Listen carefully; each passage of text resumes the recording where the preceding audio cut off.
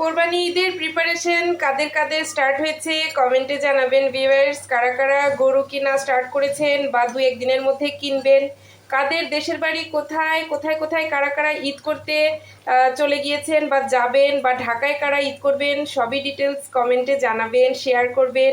আসসালামু আলাইকুম everyone, once again চলে আসলাম আপনাদের সামনে আমার নিউ একটি ভিডিও নিয়ে। আই হোপ সবাই ভালো আছেন। বিকেলের নাস্তায় ভেজে নিচ্ছি খুবই মজাদার গরম গরম পাকোড়া। ফার্স্টে আমি একটি পাত্রে এরকম চালের গুঁড়ি আর ময়দা নিয়ে পরিমাণ মতো হলুদ গুঁড়ো, লবণ অ্যান্ড আলু, পেঁয়াজ কুচি, আলু কেটে নিয়েছি, আর একটি ডিম আর ম্যাগি স্বাদে ম্যাজিক মশলা সব কিছু মিক্স করে ভালোভাবে হাত দিয়ে মেখে দেন গরম গরম ডুবো তেলে ভেজে নিচ্ছি। খুবই মজাদার পাকোড়া। কারা কারা সামটাইমস পাকোড়া খেতে সন্ধ্যার নাস্তায় লাইক করেন কমেন্টে কিন্তু জানাবেন।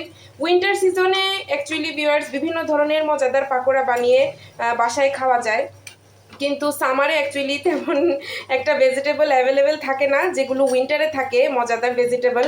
তো এজন্য আমি যে নর্মালি আলু, ডিম, পেঁয়াজ এগুলো দিয়েই পাকোড়া বানিয়ে নিচ্ছি। আর এখানে আমি ধনিয়া পাতা কাঁচামরিচও দেই অন্যান্য সময়, বাট আজকে কাঁচামরিচ ধনিয়া পাতা অ্যাড করিনি। ধনিয়া পাতা আমার ফ্রিজে নেই, আর কাঁচামরিচ দেইনি কারণ আমার ছোট ছেলে এসে বলছিল মা আজকের পাকোড়াতে কাঁচামরিচ দিও না।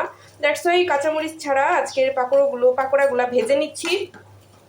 তো কারা কারা পাকোড়া খেতে পছন্দ করেন কমেন্টে জানাবেন। কাদের দেশের বাড়ি কোথায়, ঈদের আমেজ কার কার স্টার্ট হয়েছে কমেন্টে কিন্তু জানিয়ে দিয়েন। আমার ঈদের আমেজ এখনো স্টার্ট হয়নি ভিউয়ার্স, স্টার্ট হলে অবশ্যই আপনাদের সাথে শেয়ার করব। দেখা হচ্ছে আমার নেক্সট ভিডিওতে। থ্যাঙ্কস ফর ওয়াচিং, আল্লাহ হাফেজ।